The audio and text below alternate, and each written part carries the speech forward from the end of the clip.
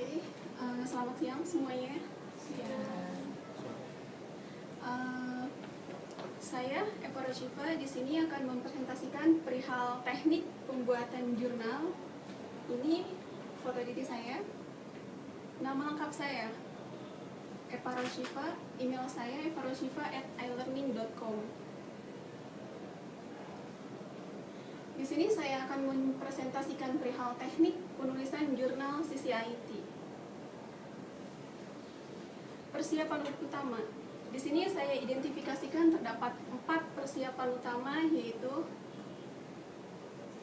saya lambangkan bintang utamanya jurnal.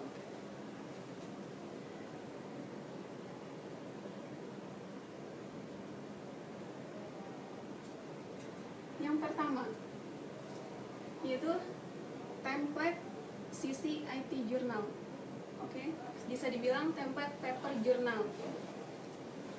Template kita bisa download di stemikerharja.com/yusuf4/standard/template, atau untuk template yang terupdate yaitu di stemikerharja.com/eva/template_journal. Tujuan diadakan template yaitu template diibaratkan sebagai kerangka dalam pembuatan jurnal. Ini contoh template.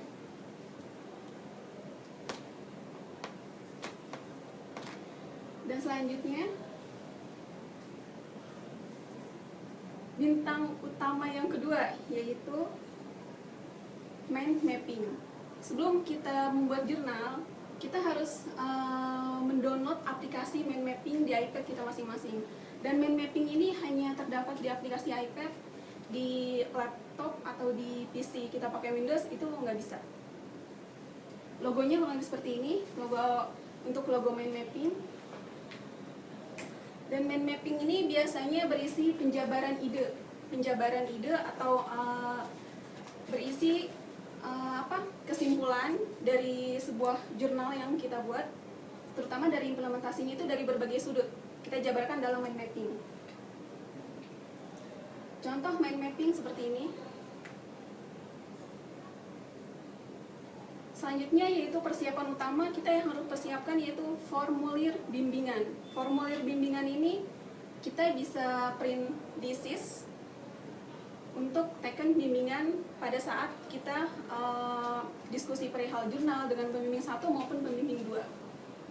Selanjutnya yaitu yang ketiga, form checklist jurnal. Form checklist jurnal ini kita mesti wajib punya, dan kita mesti tahu apa saja kategori konten isi dari form checklist jurnal ini. Dan form checklist jurnal ini bisa diakses pula di SIS. Kurang lebih seperti ini untuk form checklist jurnal, terdapat 2 lembar. Dan selanjutnya yaitu bintang utama yang terakhir, yaitu teknik penulisan jurnal yang baik. Bagaimana teknik penulisan jurnal yang baik? Di sini saya identifikasikan terdapat 9 teknik penulisan jurnal yang baik, yaitu yang pertama ruang lingkup, dan yang kedua standarisasi halaman, yang ketiga nama penulis, yang keempat bahasa, yang kelima panjang tulisan, yang keenam abstrak, yang ketujuh journal writing component atau biasa kita kenal dengan standarisasi konten jurnal, yang kedelapan kutipan, dan yang terakhir yaitu pustaka. Di sini ada 9 teknik penulisan jurnal yang baik. Saya akan jelaskan satu persatu. Pertama yaitu ruang lingkup. Ruang lingkup yang kita kaji biasanya pada bidang ilmu komputer atau IT. Di sini jurnal CCIT pun ruang lingkupnya mayoritas ilmu komputer. Ruang lingkup yang kedua yaitu standarisasi halaman jurnal. Di sini untuk standarisasi halaman jurnal kita harus memuat 8. Ini 8 tidak boleh terlewatkan, mesti wajib harus ada. Yang pertama yaitu abstrak, yang kedua pendahuluan, permasalahan, literatur review, pemecahan masalah, implementasi, kesimpulan, dan yang terakhir yaitu daftar pustaka.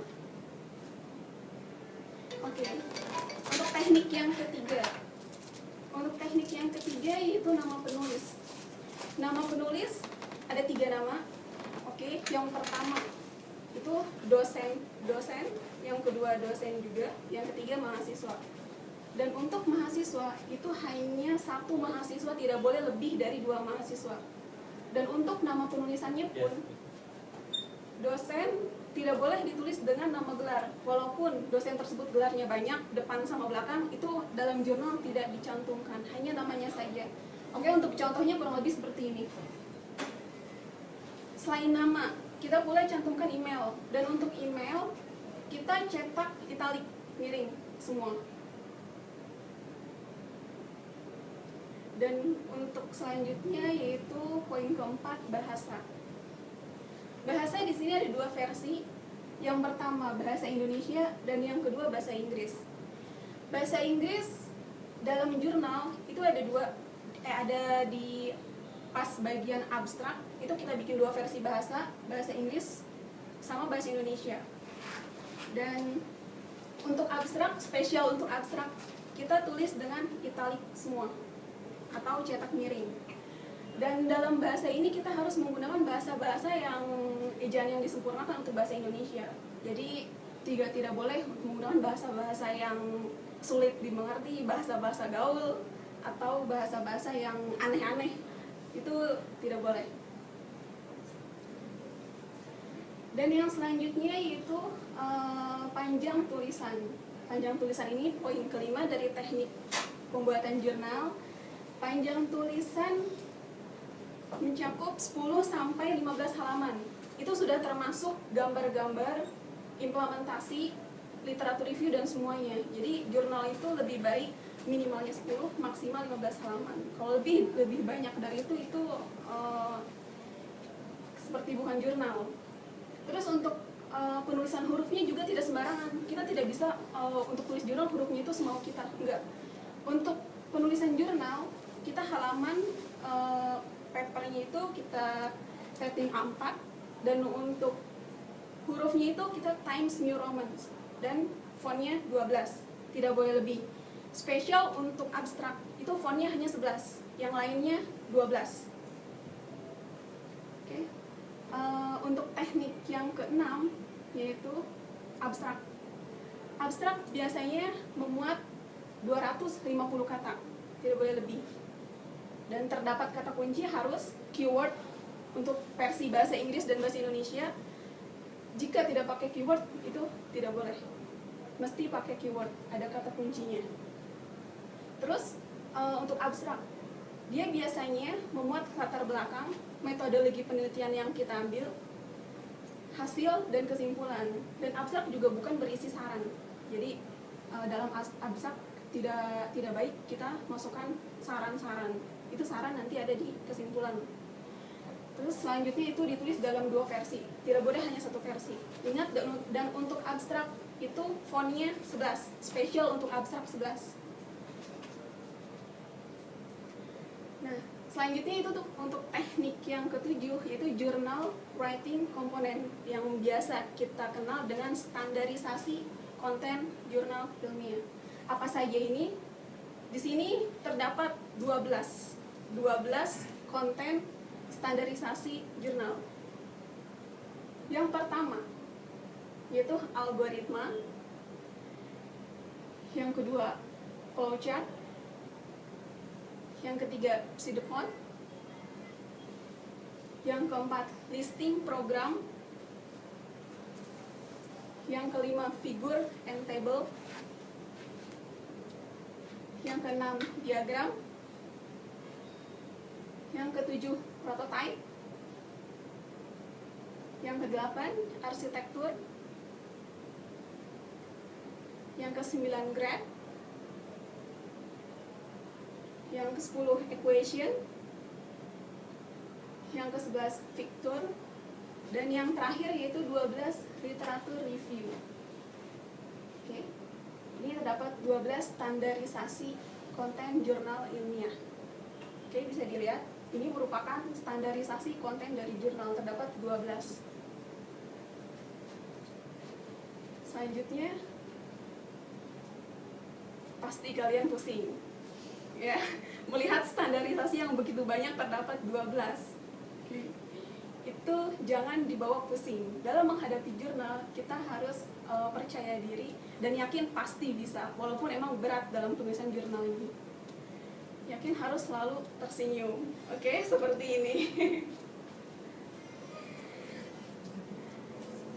Dan bisa lanjut.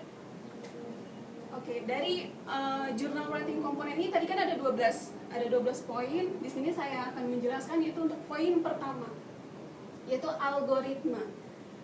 Algoritma itu berisi uraian kata atau deskripsi dari sistem yang kita ambil, dari implementasi yang kita ajukan dalam jurnal. Oke, untuk contoh algoritma ini, deskripsinya seperti ini. Untuk contoh algoritma.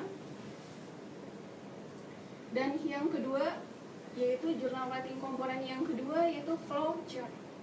Flowchart kita bisa bikin dari kesimpulan dari implementasi, cara kerja implementasi kita bagaimana, kita alurkan dalam flowchart seperti ini. Mungkin untuk yang seperti ini terlalu rumit, kita bilang simple, contoh seperti ini. Itu udah cukup. Oke, yang selanjutnya yaitu pseudocode. Pseudocode berarti imitasi atau menyerupai kode. Sebenarnya untuk pseudocode ini hampir sama dengan algoritma yang pertama tadi, cuman mungkin bedanya dalam penulisannya. Kalau untuk algoritma kita pakai kurang dari sama dengan kurang dari, dan untuk pseudocode kita pakai sama dengan itu kali. Bedanya cuma di situ aja. Oke. Dan yang keempat yaitu selanjutnya listing program. Ini listing program. Jadi untuk listing program ini kode yang ditulis merupakan listing dari program. Tentunya dari yang implementasi yang kita tulis itu listingnya kita cantumin. Terserah untuk listing output kah, untuk listing manggil data kah, itu kita bisa cantumin di sini. Dan selanjutnya figure and table, itu poin kelima yang tadi figure and table. Figure itu yaitu kerangka tulisan dalam bentuk kerangka atau tulisan dalam bentuk bingkai, itu yang dinamakan figure. Figure kurang lebih seperti ini. Dan untuk table, biasa table terdiri dari kolom dan baris untuk table. Untuk journal writing komponen yang keenam yaitu diagram. Diagram, sini ada pengertiannya. Diagram adalah representasi dua dimensi simbol geometris. Nah, untuk diagram ini kita ambil beberapa contoh diagram seperti ini. Contoh untuk diagram banyak. Ada diagram garis seperti ini, diagram batang, diagram pie. Biasanya dalam jurnal writing komponen yang di sini ditulis dalam jurnal sisi IT itu hanya 3 diagram, garis, diagram batang, sama diagram pie. Okay. Dan selanjutnya itu prototype. Dalam jurnal itu mesti ada prototype. Terdapat dalam implementasi. Prototype merupakan gambaran program dan gambaran dalam bentuk manifestasi dari ide-ide desain yang kita buat. Oke, kita bisa kasih keterangan untuk prototype seperti contoh sampelnya seperti ini. Prototype tampilan pilihan kategori. Ini merupakan prototype. Dalam implementasi terdapat poin-poin, kita bisa tulis di sini merupakan prototype. Oke, untuk journal writing komponen selanjutnya yaitu yang ke-8 tentang arsitektur. Arsitektur yang kita ambil di sini tentunya harus relevan dengan judul yang kita angkat. Seperti ini untuk contoh arsitektur, ini untuk contoh arsitektur perangkat lunak, dan ini untuk contoh arsitektur e-learning. Kalian semua pasti tahu untuk arsitektur e-learning itu apa saja. Kita bisa buat seperti ini untuk arsitekturnya.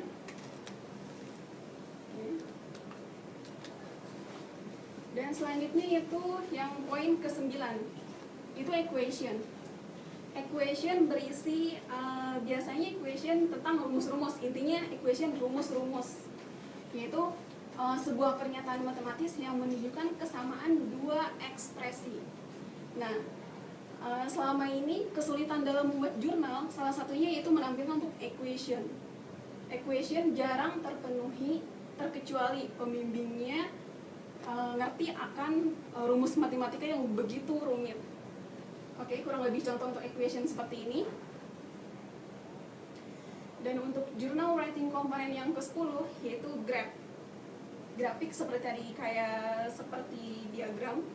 Di sini ada contohnya untuk graph baris, ini untuk batang, dan ini untuk pan. Tentunya informasi statistik ini harus saling berhubungan, tidak boleh berbeda. Cuman dalam kita sajikannya dalam bentuk grafik yang berbeda-beda. Tetap isi kontennya itu sama untuk perhitungannya. Oke, untuk journal writing komponen yang ke-11 yaitu vektor. Semua gambar yang ada di dalam jurnal itu kita masukkan dalam kategori vektor. Mulai dari arsitektur pun itu kita bisa hitung untuk vektor gambar-gambar. Jadi untuk pembuatan jurnal kita tidak semuanya bentuk tulisan tertulis dari A sampai Z, tidak dari atas sampai bawah, tetapi kita harus ada vektor. Oke. Dan yang terakhir yaitu journal writing komponen yang terakhir yaitu literatur review. Literatur review. Apa sih itu literatur review? Nah, literatur review ini mengapa kita harus menuliskan literatur review? Terdapat 5 alasan kita untuk menulis literatur review. Oke, untuk yang pertama, kita untuk mengidentifikasi kesenjangan apa saja yang dalam literatur review ini. Dan untuk yang kedua yaitu menghindari pembuatan ulang. Reviewing the well, untuk menghindari pembuatan ulang dengan judul yang sama. Oke. Yang terakhir yaitu mengidentifikasi metode yang pernah dilakukan. Siapa aja yang pernah melakukan penelitian yang sama atau yang relevan dengan judul yang kita angkat, itu kita ambil kutipan dan kita masukkan dalam literatur review. Dan yang keempat yaitu meneruskan penelitian sebelumnya, kita bisa untuk meneruskan penelitian sebelumnya. Dan yang kelima, yang terakhir yaitu mengetahui orang lain yang spesifikasinya sama dengan penelitian atau dengan jurnal yang kita angkat, yang kita buat. Oke, itu semua untuk 12 jurnal writing komponen yang ada dalam template jurnal CCIT. Dalam form checklist pun itu untuk 12 kategori ini itu terdapat dalam jurnal form checklist. Misalkan ada salah satu yang kita tidak bisa penuhi, itu tidak apa-apa. Menurut pengalaman saya pun menulis jurnal ada 1 atau 2 yang tidak terpenuhi, yaitu perihal equation yang tadi rumus matematika sama algoritma itu tidak terpenuhi. Selebihnya, tetapi alangkah lebih baiknya itu terpenuhi semua. Oke, terus selanjutnya kutipan. Kutipan merupakan poin ke-8. Poin ke-8 dari mana? Poin ke-8 dari teknik penulisan jurnal yang terdapat 9 teknik. Ini poin ke-8-nya kutipan. Oke. Kutipan kita bisa kutip dari luar ataupun dari dalam. Lebih baik dari dalam jurnal CCIT pun terdapat banyak kutipannya. Salah satu yang familiar untuk kutipan jurnal yaitu tentang perihal e-learning 4D, bermain, belajar, berdoa, dan bekerja. Oke. Untuk penulisan kutipan sendiri dalam jurnal itu berbeda, tidak seperti kutipan dalam laporan karya ilmiah, KKP, TA maupun skripsi. Untuk KKP, TA, skripsi kita ambil kutipan nama, spasi tahun, titik 2, halaman. Itu tidak. Dalam kutipan jurnal CCIT kita hanya cukup kutip 1. Oke, kurang lebih contohnya seperti ini. Dan untuk kutipan itu harus balance, harus relevan sama daftar pustaka. Jadi untuk kita kutipan pertama, kita dari daftar pustaka pun kita harus kutipan pertama atas nama, contoh seperti ini, Bapak Untung, karena kita di sini kutip perihal e-learning. Jadi jika kita tulis di sini kutipan 1, untuk daftar pustaka poin ke-1 kita atas nama orang lain, itu tidak boleh. harus sama kutipan dengan daftar pustaka. Oke, selanjutnya poin ke-9, yaitu poin terakhir, yaitu daftar pustaka. Daftar pustaka ini disusun berdasarkan nama belakang, judul, kita kutip dari buku atau dari jurnal, dari universitas mana, negara mana, dan terakhir tahun. Untuk daftar pustaka ini sebenarnya ada dua persepsi. Pertama, mengikuti standar IEEE, dan yang kedua yaitu standar dari jurnal CCIT. Lebih banyak menggunakan standar seperti ini. Cuman bedanya hanya sedikit. Untuk yang IEEE tahun kita tulis di belakang. Untuk yang jurnal CCIT tahunnya setelah nama pengarang, nama penulis. Dan seperti yang ditulis pada halaman utama jurnal, yaitu untuk nama penulis dalam daftar pustakanya pun tidak dicantumkan gelar. Walaupun beliau gelarnya banyak, tetap hanya namanya saja. Dan untuk nama itu dibalik. Misalkan untuk contoh seperti ini, Bapak Untung Raharja, kita kutip R titik spasi untung, tidak untung titik R, tidak, tapi dibalik seperti ini contohnya. Oke, terlihat. Dan jangan lupa untuk penulisan daftar pustaka ini titik, koma, dan spasinya pun kita perhatikan. Jangan sampai beda semua. Dan hal yang paling penting biasanya dalam penulisan mayoritas kebanyakan lupa akan titik setelah kata-kata. Itu kesalahan. Jadi kita benar-benar perhatikan. Pertama untuk nama, judul, kita ambil dari jurnal apa, kita jelaskan. Atau dari buku kita jelaskan. Selanjutnya dari universitas mana, dan tahun di belakang. Oke. Untuk kesimpulannya, dalam membuat jurnal itu kita harus berani untuk bereksplorasi dengan kata-kata. Kalau kita tidak bisa merangkai kata-kata, itu sulit. Pikiran buyar, terus tidak tahu mau nulis apa. Oke. Terus selanjutnya untuk penulisannya yaitu dari literatur review. Kita kan sudah tadi dijelaskan, untuk literatur review kita ambil dari luar bisa, dari dalam pun bisa. Alangkah lebih baiknya balance antara luar sama dalam. Yang dalam dari jurnal CCIT. Untuk penulisannya dari dalam kan kita ambil dari luar negeri. Kita tulis itu posisinya paling atas. Untuk jadi seperti yang bule-bule itu kita taruh di atas. Kalau yang dari dalam setelah yang bule-bule itu. Oke. Terus satu lagi untuk ketelitian. Dalam ketelitian membuat jurnal itu harus, dan jangan sekali-sekali menggunakan bahasa-bahasa yang tidak sesuai dengan ejaan yang disempurnakan. Terus bahasa yang sulit dimengerti, terutama apalagi bahasa-bahasa gaul seperti bahasa-bahasa SMS, itu tidak boleh. Oke. Dan untuk selanjutnya penutup. Sekian presentasi dari saya. Satu kata yang ingin saya sampaikan yaitu jangan takut gagal dan jangan takut salah.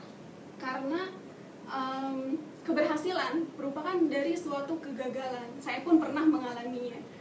Dan jangan pernah takut salah, karena kita selalu dilindungi oleh Tuhan Yang Maha Esa. Dan sebagai makhluk sosial, kita tidak bisa hidup sendiri, karena kita membutuhkan bantuan untuk orang lain. Maka untuk itu jangan ragu untuk bertanya, dan kita harus saling merangkul untuk mencapai suatu keberhasilan. Oke, sekian presentasi saya. Kurang lebihnya saya mohon maaf. Terima kasih dan selamat siang semuanya.